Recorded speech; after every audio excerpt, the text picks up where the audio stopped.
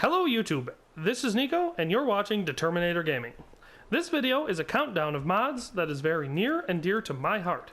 As a true Sandbox RPG player at my core, the list comprises the top 6 mods that I believe really open up the sandbox freedom potential of Fallout 4 in 2018.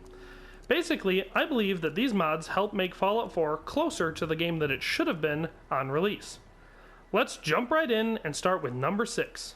Note, this list is in no particular rank or order. OC Decorator by Ethrion. If you are an obsessive compulsive decorator, you can now safely spend hours fine-tuning the placement items without worry.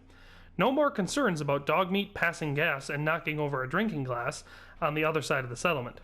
This mod makes inventory items into decorative static objects.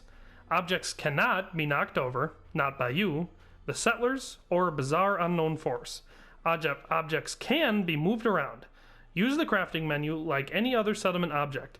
Objects can be scrapped and it returns the item back to the workshop inventory. You can transfer it back to your inventory from there. This mod allows those of us who are very detail oriented to actually fully decorate any and all settlements to our heart's content. Number 5. Legendary Modification by NZXVYY. Ever wanted to craft your own legendary weapon? You always looked for a weapon with a certain legendary perk? You always wished you had the perfect legendary armor? Now, your dreams come true with the Legendary Modification mod. Download this mod and you will be able to attach any legendary modification either to a weapon or a piece of armor. Just use a workbench of your choice, weapon or armor, and start creating your own legendary armor and weapons. This mod is only able to attach legendary modifications to weapons or armor that are able to get one in the base game. As a sandbox player, you probably want the freedom to mix and match perks to armor in an attempt to make the perfect gear and weapons. Well then, this mod is just right for you. No Build Limit by Stormlord. This mod removes the base building limit for all settlements, allowing the player to make a settlement as big and complex as he or she may desire.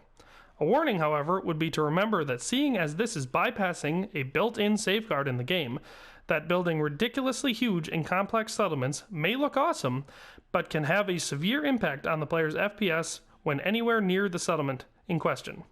So handle with care. UCO, Unified Clothing Overhaul by Andrew CX. This is actually a series of several mods, one for the base game and then one that adds items and workarounds for each DLC. This mod allows players to craft and redesign almost any clothing and armor item in Fallout 4, so that they can truly enjoy how they look in a game as massive as Fallout 4. This mod makes it much easier to craft many items, including all of the rare or difficult to obtain items in the game. USO, Unlock Settlement Objects by Andrew CX. This mod, much like the previous mod on this list, is actually a series of several mods, all of which unlock hundreds, if not thousands of items from Fallout 4, and allow the player to build them in any settlement. This mod is an absolute must for any player keen on building a settlement that fits their exact specifications without being hindered by the limitations of Bethesda's settlement building function. Whether you want brick, wood, metal, or marble textures added to your walls, floors, and ceilings, or if you want to add entire other structures from the wasteland to your settlement, this is the only mod for you. Hell, how else are you going to build the monument from Bunker Hill at the Red Rocket truck stop by Concord? Number 1. STS, Scrap That Settlement by 3 Iric. This mod is a must-have for any player, but in my opinion, it is the most important mod ever added to Fallout 4.